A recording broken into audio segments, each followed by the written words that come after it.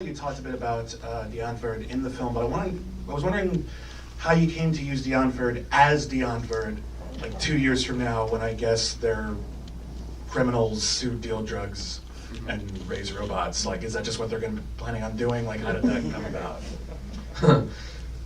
Well, that is how it was conceived. Yeah, how it was conceived was that it was a few years after their music career had died off, and that's why there's little things that you notice in the film, like Ninja's always wearing his own face on his t-shirt, because that was like merch that they didn't sell. Yeah. So they have like all of this unsold merchandise in the layer that they live in.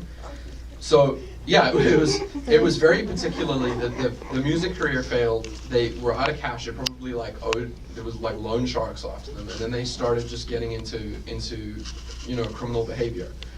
It was that clear. The thing that happened because of that choice was that it made me want to blur the lines between reality and fiction as much as I could, because I love the idea of people being themselves in films. It's probably where the Australian thing with Hugh came from as well. Just let him use his real accent and his choice of clothing and hair.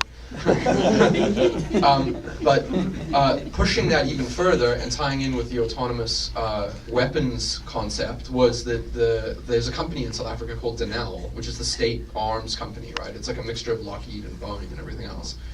And we tried for 6 months with LA and South African lawyers to figure out if I could actually have Neill in the movie as Neill, not Tetraball.